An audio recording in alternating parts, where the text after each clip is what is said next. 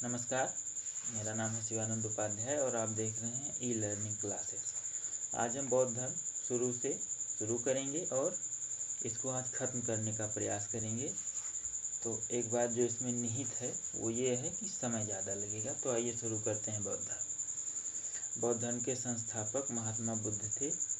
बुद्ध का अर्थ प्रकाशमान अथवा जागृत होता है। उनके पिता शुद्धोधन कपिलवस्तु के शाक्यों के गणराजा थे। बुद्ध का जन्म शाक्यों की राजधानी कपिलवस्तु के समीप लुम्बिनी में 563 ईसा पूर्व में हुआ था। इनकी माता महामाया देवी कोलीय गणराज की राजकुमारी थी। इनके जन्म के 7वें दिन ही इनकी माता की मृत्यु हो गई। तत्पश्चात इनका पालन पोषण इनकी मौसी प्रजापति गौतमी ने किया। गौतम बुद्ध के बचपन का नाम सिद्धार्थ था। आइए बात कर लेते हैं गौतम बुद्ध के जीवन परिचय की। इनका जन्म 563 ईसा पूर्व में हुआ था।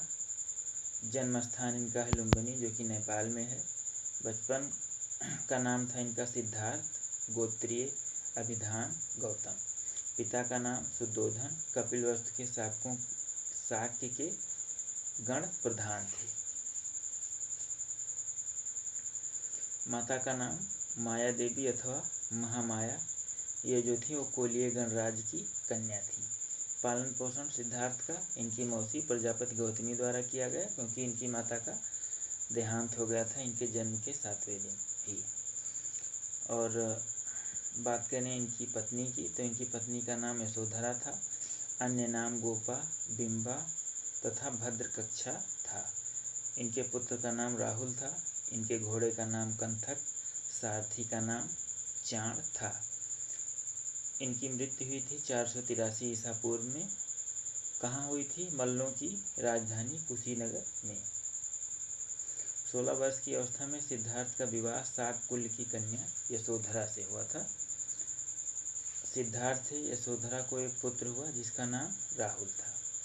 गौतम बुद्ध के जीवन संबंधी 4 दृश्य अत्यंत प्रसिद्ध हैं, जिन्हें देखकर उनके मन में वैराग्य की भावना उठी। पहला वृद्ध व्यक्ति, दूसरा बीमार व्यक्ति, तीसरा मृत व्यक्ति और चौथा सन्यासी, यानी जो सन्यासी था वो बहुत प्रसन्न था।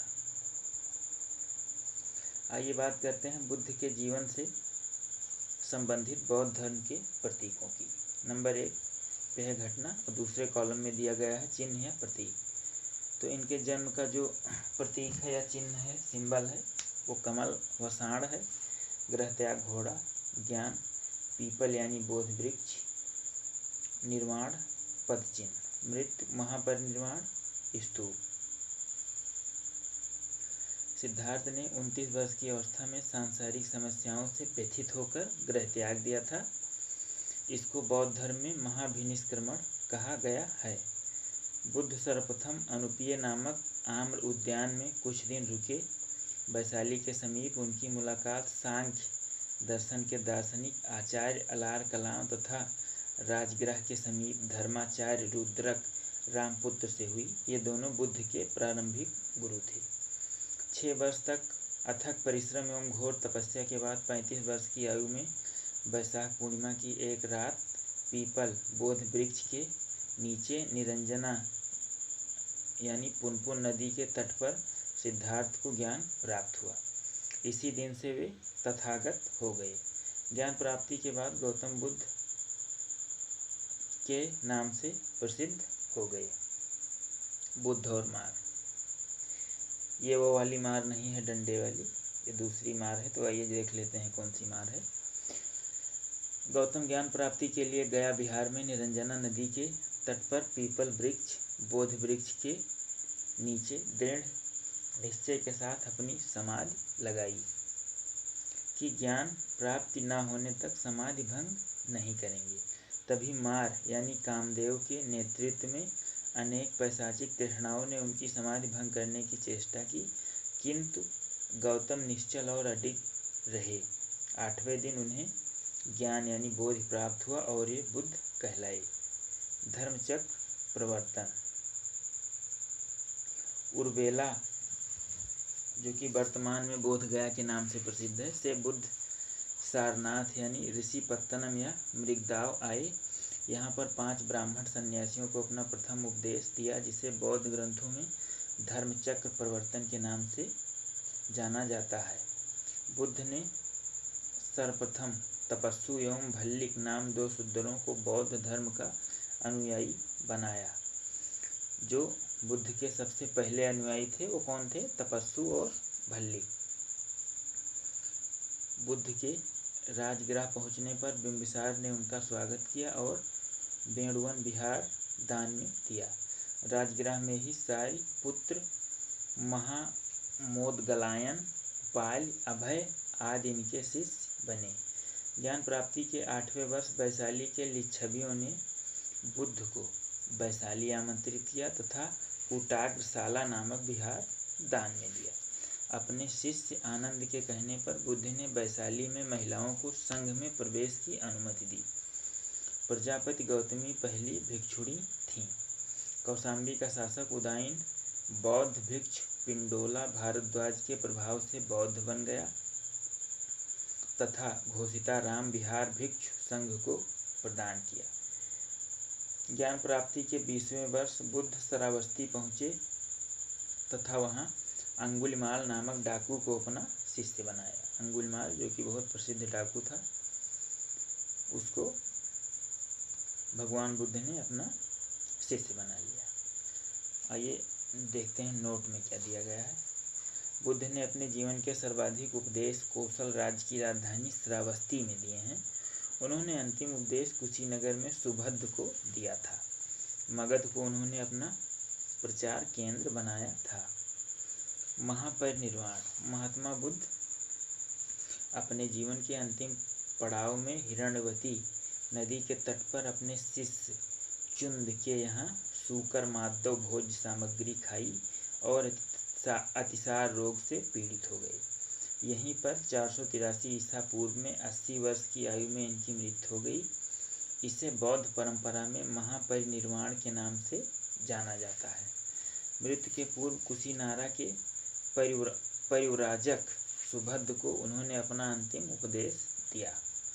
महापरिनिर्वाण के बाद बुद्ध के अस्थि अवशेष को 8 जगह मगध, वैशाली, कपिलवस्तु, अल्लकप, रामग्राम, पावा, कुशीनारा और वेथाद्वीप भेजा गया।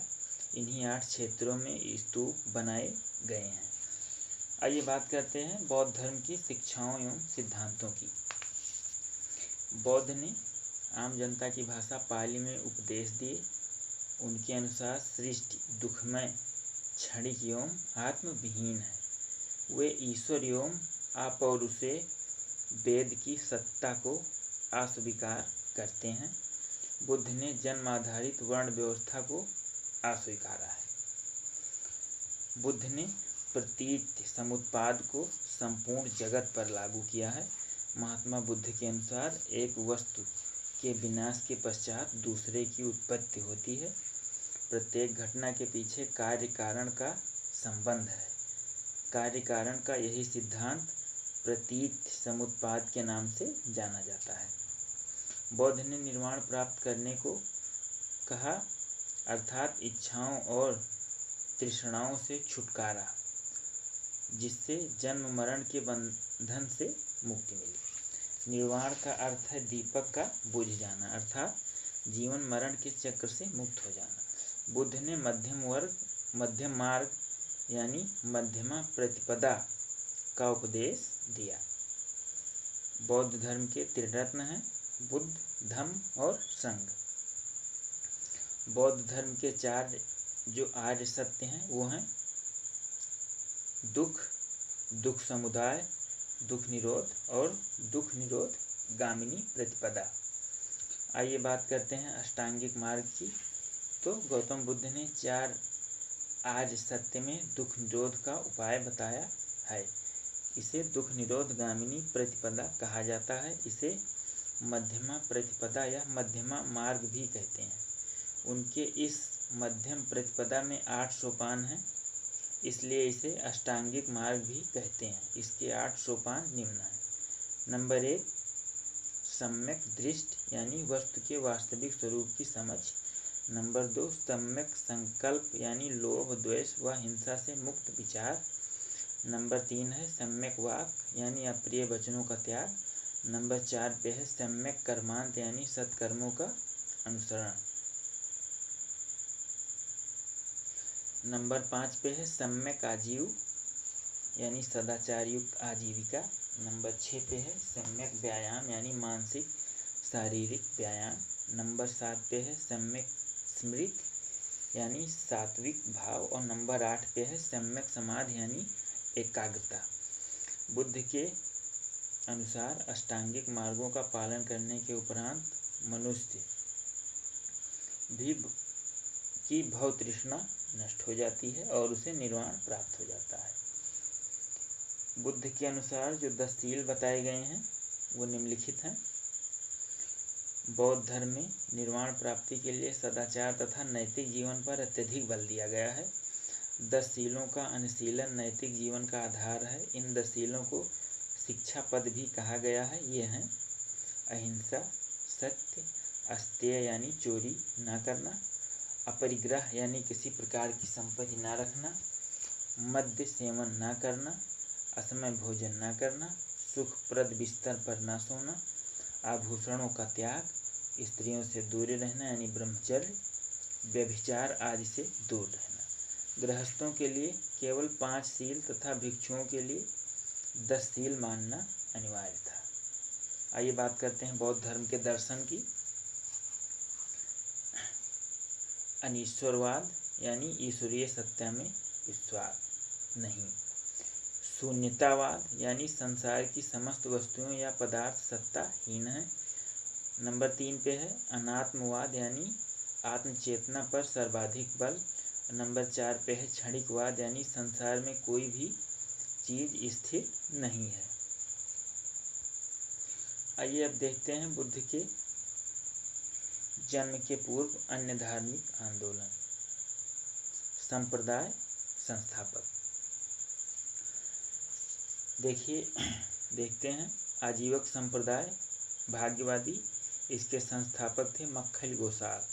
घोर अक्रियावादी संप्रदाय, इसके संस्थापक थे पूरन कश्यप। उच्छेदवादी यानी भौतिकवादी संप्रदाय के संस्थापक थे अजीत केस कंबल। नित्यवादी संप्रदाय के संस्थापक थे पगुध कच्चायन। संदेहवादी या अज्ञेयवादी या निश्चयवादी संप्रदाय के संस्थापक थे संजय बेलदपुत्र। बौद्ध संघ की एवं कार्य प्रणाली। संघ में प्रविष्ट होने को उपसंपदा कहा जाता था।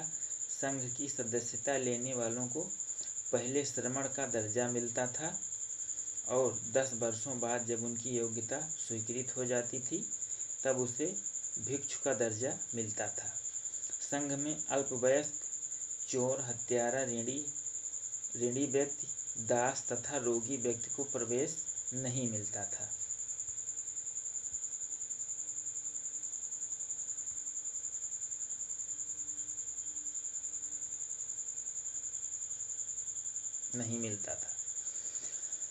बौद्ध संघ की संरचना गणतंत्र प्रणाली पर आधारित थी। बौद्ध संघ का दरवाजा हर जातियों के लिए खुला था। अतः बौद्ध धर्म ने वर्ण व्यवस्था एवं जाति प्रथा का विरोध किया। यही कारण है कि बौद्ध धर्म आसानी से सभी ने स्वीकार कर लिया था। संघ की सभा में प्रस्ताव यानी नत्ति का पाठ होता था। प्रस्ताव पाठ को अनुसावन कहा जाता था। सभा की वैध कार्रवाई के लिए न्यूनतम संख्या कोरम 20 थी। प्रत्येक 15वें दिन पूर्णिमा या अमावस्या को सायं उपोषथ नामक सभा होती थी जिसमें पातिमोक्ष का पाठ किया जाता था। पातिमोक्ष विनय पिटक की मठ संबंधी सूची है जिसमें 226 प्रकार के अपराधों और उनके प्रायश्चित करने की सूची दी गई है। इस सभा में प्रत्येक सदस्य इसके माध्यम से स्वयं नियमों के उल्लंघन को स्वीकार करता था। गंभीर अपराध पर वयस्कों एवं वृद्धों की समिति विचार करती थी और सदस्यों को प्रायश्चित करने या संघ से निकालने की आज्ञा देती थी। वर्षा ऋतु के दौरान मठों में प्रवास के समय भिक्षुओं द्वारा अपराध स्वीकारोक्ति समारोह पवरन कहलाता था। बौद्धों के लिए महीने के 4 दिन अमावस्या, पूर्णिमा और 2 चतुर्थी दिवस उपवास के दिन होते थे। बौद्धों का सबसे पवित्र एवं महत्वपूर्ण दिन या त्यौहार बैसाख की पूर्णिमा है, जिसे बुद्ध पूर्णिमा कहा जाता है। इस दिन का अत्यधिक महत्व है क्योंकि इसी दिन बुद्ध का जन्म, ज्ञान की प्राप्ति एवं महापरिनिर्वाण की घटना हुई थी। बौद्ध धर्म के अनुयायी 2 वर्गों में विभाजित थे, भिक्षु एवं भिक्षुणी तथा उपासक एवं उपासिकाएं। गृहस्थ जीवन में रहकर बौद्ध धर्म मानने वालों को उपासक कहा जाता था। आइए अब बात करते हैं, देखते हैं कि स्तूप क्या है। स्तूप का शाब्दिक अर्थ है किसी वस्तु का ढेर। स्तूप का विकास संभवतः मिट्टी के ऐसे चबूतरे से हुआ था जिसका निर्माण मृतक की चिता के ऊपर अथवा मृतक की चुनी हुई अस्थियों को रखने के लिए किया जाता था। स्तूप को मुख्यतः 4 भागों में बांटा जा सकता है।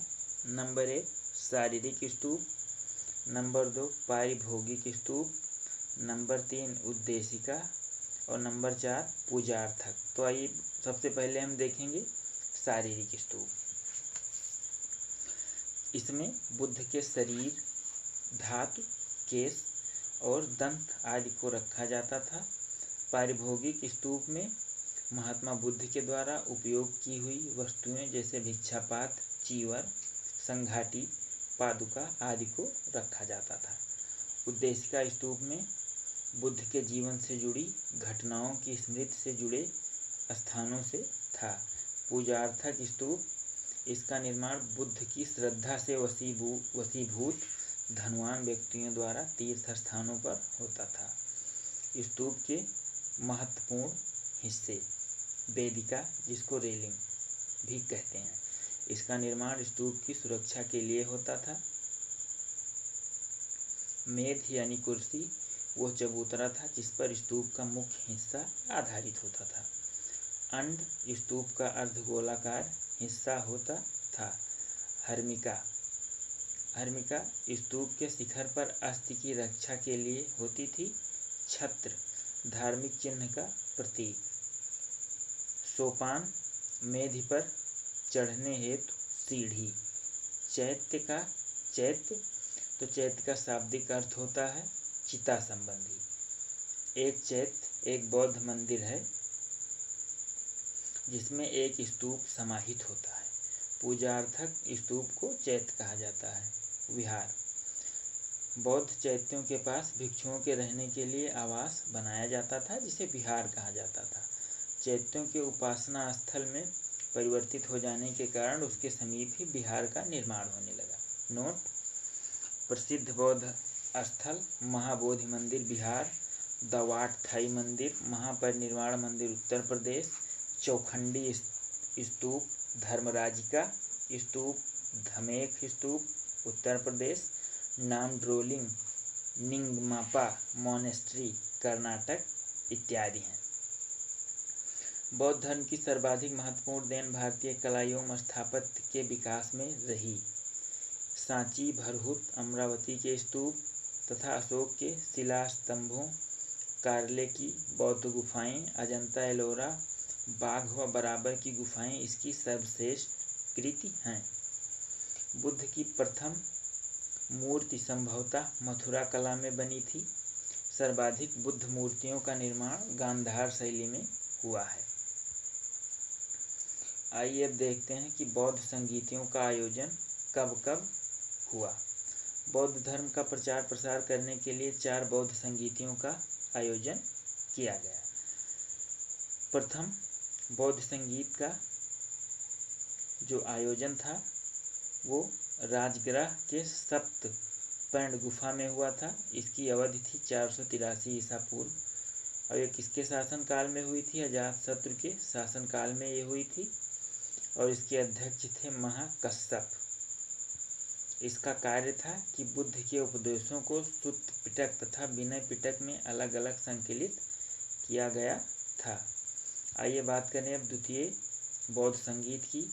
तो द्वितीय बौद्ध संगीत का आयोजन स्थल वैशाली है। इसकी अवधि है 383 ईसा पूर्व। शासन काल था कालाशोक का। अध्यक्ष थे इसके साब कमीर या शुभ कामी। इसके कार्य थे कि भिक्षुओं में मतभेद के कारण बौद्ध संघ स्थविर एवं महासंघिक में विभाजित। बात करते हैं तृतीय बौद्ध सभा की। तो इसका स्थान था पाटलिपुत्र। इसकी अवधि थी 250 ईसा पूर्व। शासन था अशोक का। अध्यक्ष थे मोगलपुत्र तिस। कार्य था कि अभिधम पिटक तीसरा पिटक का संकलन। बात करते हैं चतुर्थ बौद्ध संगीत की। तो इसका स्थान है कुंडलवन, जो कि कश्मीर में है। अवधि है लगभग ईसा की प्रथम शताब्दी। शासन काल था कनिष्क का।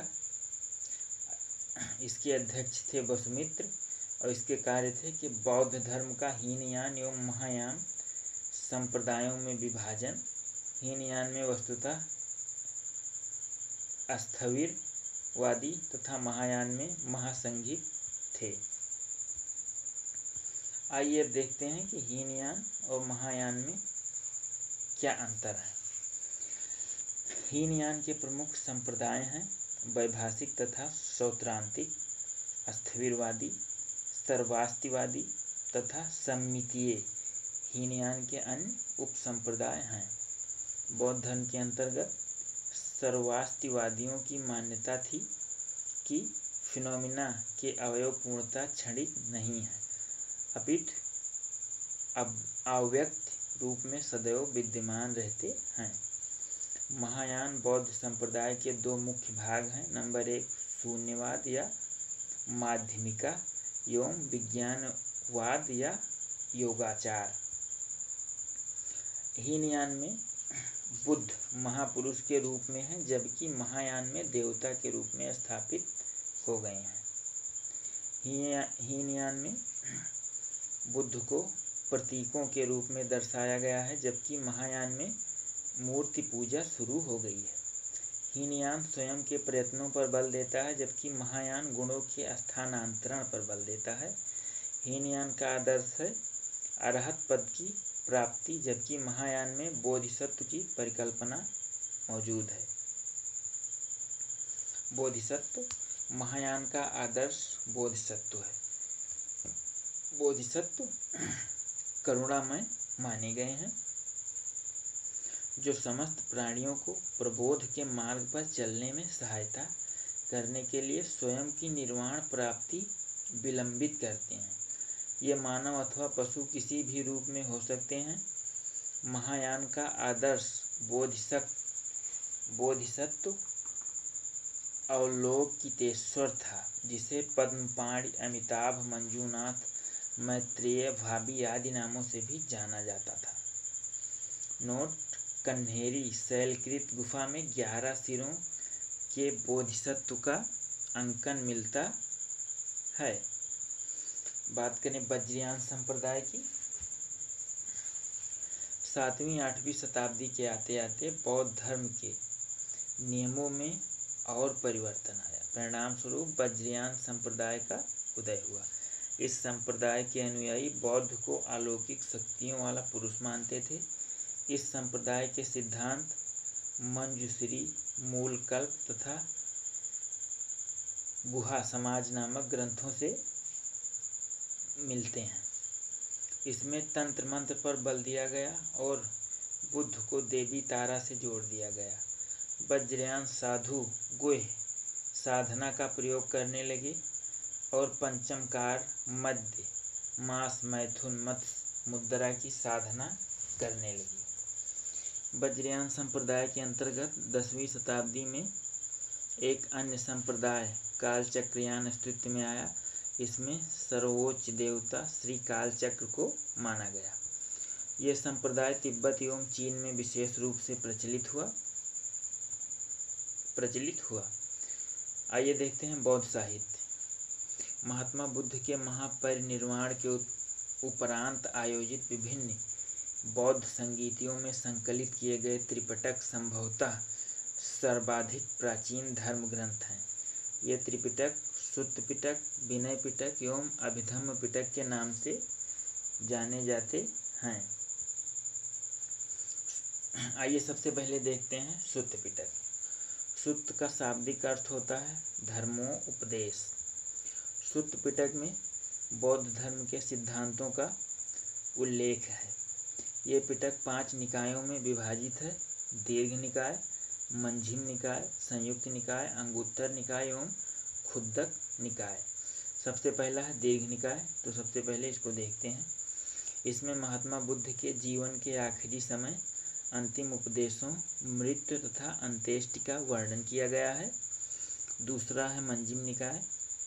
इसमें महात्मा बुद्ध को कहीं साधारण मनुष्य तो कहीं अलौकिक शक्ति वाले देव के रूप में वर्णित किया गया है। संयुक्त निकाय में गद्य एवं पद्य दोनों शैलियों का प्रयोग हुआ है।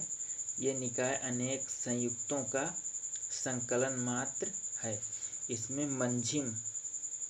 इसमें मध्यम प्रतिपदा एवं अष्टांगिक मार्ग का उल्लेख मिलता है। नंबर 4 पे है अंगुत्तर निकाय। इसमें महात्मा बुद्ध द्वारा भिक्षुओं को उपदेश में कही जाने वाली बातों का वर्णन है। इसमें 6ठी शताब्दी ईसा पूर्व के 16 महाजनपदों का उल्लेख भी मिलता है। अंगुत्तर निकाय में खुद्दक निकाय नंबर 5 पे है। भाषा व विषय शैली की दृष्टि से सभी निकायों से अलग लघु ग्रंथों के संकलन वाला यह निकाय अपने आप में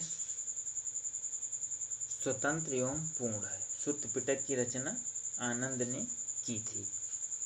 विनय पिटक। इसमें बौद्ध मठों में रहने वाले भिक्षु भिक्षुणियों के अनुशासन संबंधी नियम दिए गए हैं। बौद्ध संघ की कार्य प्रणाली की व्यवस्था भी इसी ग्रंथ में उल्लिखित है। ये सुत्त, विभंग, खंडक तथा परिवार में विभक्त है। इसकी रचना उपाली ने की थी। अभिधम्म पिटक। इसमें महात्मा बुद्ध के उपदेशों एवं सिद्धांतों तथा बौद्ध मतों के दार्शनिक व्याख्या की गई है।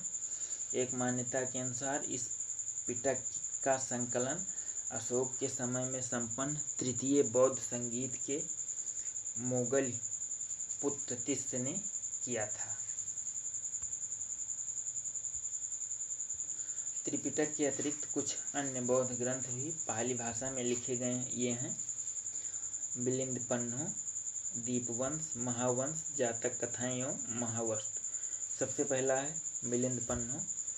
इससे ईसा पूर्व की प्रथम 2 शताब्दियों के भारतीय जनजीवन के विषय में जानकारी मिलती है। इसमें यूनानी शासक मिनांडर एवं बौद्ध भिक्षु नागसेन के बीच बौद्ध मत पर वार्ता का वर्णन मिलता है। दूसरा है दीपवंश। सिंघल द्वीप श्रीलंका के इतिहास पर प्रकाश डालने वाला 4th शताब्दी ईस्वी में रचित यह पहला ग्रंथ था। महावंश। इस ग्रंथ में मगध के राजाओं की क्रमबद्ध सूची मिलती है। इसके रचयिता मदंत महानाम 5वीं-6ठी शताब्दी में हैं। जातक कथाएं। इसमें बुद्ध के पूर्व जन्मों की कथाएं हैं। यह पाली भाषा में रचित है। महावस्तु। यह विनय पिटक से संबंधित ग्रंथ है। आइए बात कर लेते हैं कि बुद्ध की प्रमुख मुद्राएं। धर्मचक्र मुद्रा। बुद्ध की यह मुद्रा उनके जीवन काल के उन महत्वपूर्ण क्षणों के ऊपर केंद्रित है जब वे प्रबोधन के पश्चात सारनाथ के कुरंग उपवन में पहली बार धर्मोपदेश दे रहे थे। अभय मुद्रा। महात्मा बुद्ध की यह मुद्रा शांति, सुरक्षा, दयालुता एवं भय मुक्तता का प्रतीक है। भूमि स्पर्श मुद्रा। बुद्ध की ये भाव भंगिमा बोध गया में उनके ज्ञान प्राप्ति प्रबोधन की संकेतक है। ज्ञान मुद्रा। बुद्ध के अंगूठे के स्पर्श से चक्र के निर्माण और हथेली से सीने को स्पर्श ज्ञान मुद्रा को प्रदर्शित करता है। वर्ध मुद्रा, ये मुद्रा ऊर्जा की प्राप्ति के लिए पूर्णतः समर्पित होने का गुण सिखाती है। बौद्ध धर्म की लोकप्रियता के कारणों को आइए जान लेते हैं, एक नज़र डालते हैं। जटिल दार्शनिक वाद विवाद का न होना, लोक भाषा पाली में उपदेश का देना, बौद्ध धर्म को राजकीय संरक्षण प्राप्त होना, सामाजिक समानता का सिद्धांत, जैसे बौद्ध धर्म में वर्ण व्यवस्था को अस्वीकृत किया गया। बौद्ध धर्म का लचीलापन, इसमें मध्यम मार्ग का रास्ता बताया गया था। समय समय पर बौद्ध संगीतियों का आयोजन। आइए अब देखते हैं कि बौद्ध भिक्षु क्या थे, कौन थे, कैसे कैसे होते थे। बुद्ध के अनुयायियों को दो वर्गों में विभाजित किया गया था। पहला, उपासक जो परिवार के साथ रहते थे, और भिक्षु जिन्होंने गृह जीवन त्याग कर सन्यासी जीवन अपना लिया। वे एक संगठन के रूप में इकट्ठा रहते थे जिसे बुद्ध ने संघ कहा। स्त्रियों को भी संघ में प्रवेश की अनुमति दी गई। बौद्ध संघ के सदस्यों को समान अधिकार प्राप्त थे। अब आइए बात करते हैं बौद्ध धर्म की उपादेयता और प्रभाव। आर्थिक क्षेत्र में लोहे के फाल वाले हल से खेती करने से अनाजों की पैदावार में वृद्धि हुई तथा व्यापार और सिक्कों के प्रचलन से व्यापारियों और अमीरों को धन संचित करने का मौका मिला। किंतु बौद्ध धर्म ने घोषणा की कि धन संचित नहीं करना चाहिए, क्योंकि धन दरिद्रता, घृणा, क्रूरता और हिंसा की जननी है। माफ कीजिएगा। परिणामतः धन लोलुपता में कमी आई। सामाजिक क्षेत्र में बौद्ध धर्म ने स्त्रियों और शूद्रों के लिए अपने द्वार खोलकर समाज पर गहरा प्रभाव जमाया, और जिसने भी बौद्ध धर्म अपनाया उसे हीनता से मुक्ति मिली। राजनीतिक क्षेत्र में जिस शासक ने बौद्ध धर्म स्वीकार किया, चाहे वो समकालीन हो या परवर्ती, अपनी नीति में अहिंसा को एक नीति के रूप में लागू किया। जैसे अशोक ने बौद्ध धर्म स्वीकार कर धम्म नीति के अनुसरण किया तथा लंबे समय तक शांति के साथ अपने साम्राज्य पर शासन किया। सांस्कृतिक क्षेत्र में प्राचीन भारत की कला पर बौद्ध धर्म का प्रभाव परिलक्षित हुआ। श्रद्धालु उपासकों ने बुद्ध के जीवन की अनेक घटनाओं को पत्थर पर उकेरा है। उदाहरण के लिए सांची, भरहुत, सारनाथ, कौशाम्बी आदि स्थानों पर। बौद्ध धर्म के पतन के कारण। बौद्ध धर्म के पतन के निम्नलिखित कारण थे। बौद्ध धर्म में ब्राह्मणवादी क्रियाकलापों का समावेश हो गया, जो कि शुरुआत में नहीं था, क्योंकि बुद्ध को ब्राह्मणों ने विष्णु का अवतार मानकर वैष्णव धर्म में समाहित कर लिया। अतः बौद्ध धर्म ने अपनी विशिष्ट पहचान खो दी। बौद्ध धर्म में कर्मकांडों का प्रभाव, अनुष्ठान एवं विधान। बौद्ध भिक्षुओं का आम लोगों से दूर जाना, पाली भाषा त्याग कर संस्कृत को अपनाना, बौद्ध मठ एवं विहार कुरीतियों के केंद्र बन गए। बौद्ध मठों में अत्यधिक धन संचय होने के कारण यह आक्रमणकारियों का भी शिकार हुआ। राजकीय संरक्षण का अंत। शुंग, कंड, आंध्र, सातवाहन तथा गुप्त वंशीय शासकों ने ब्राह्मण धर्म को संरक्षण प्रदान किया, बौद्ध धर्म को नहीं। परिणाम स्वरूप बौद्ध धर्म का एक राष्ट्रीय धर्म न रहा और इस धर्म का पतन होने लगा। शैव धर्म से बौद्ध धर्म की प्रतिद्वंदिता हुई। बंगाल के शैव शासक शशांक ने बोधगया के बोधि वृक्ष को भी कटवा दिया था। बौद्ध धर्म एवं जैन धर्म में समानता व असमानता के बिंदु। पहला है समानता। दोनों धर्मों के संस्थापक क्षत्रिय कुल के थे। दूसरा है दोनों धर्मों में वेदों की प्रमाणिकता के प्रति अनास्था है। कर्मकांडों के फलीभूत होने का निषेध किया गया है। कर्म व पुनर्जन्म दोनों मानते हैं। शूद्रों व महिलाओं के द्वारा मोक्ष प्राप्ति की संभावना का विरोध किया गया है। अब बात करते हैं बौद्ध धर्म और जैन धर्म की असमानता के बारे में। बौद्ध निर्वाण इसी जीवन में संभव मानते हैं, जबकि जैन शरीर से मुक्ति के पश्चात इसे संभव मानते हैं। बौद्ध मत मुक्ति हेतु मध्यम मार्ग का उपदेश देता है, जबकि जैन कठोर साधना पर बल देता है।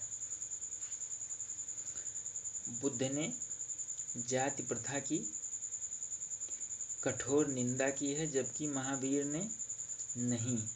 महावीर ने बुद्ध की अपेक्षा अहिंसा व अपरिग्रह पर अधिक बल दिया है।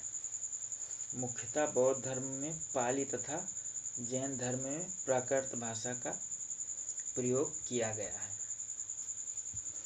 महात्मा बुद्ध को एशिया के ज्योतिपुंज के रूप में भी जाना जाता था। तो यह था आज का हमारा टॉपिक, जो कि कंप्लीट हो चुका है। बहुत बहुत धन्यवाद। ऑल द बेस्ट एंड जय हिंद।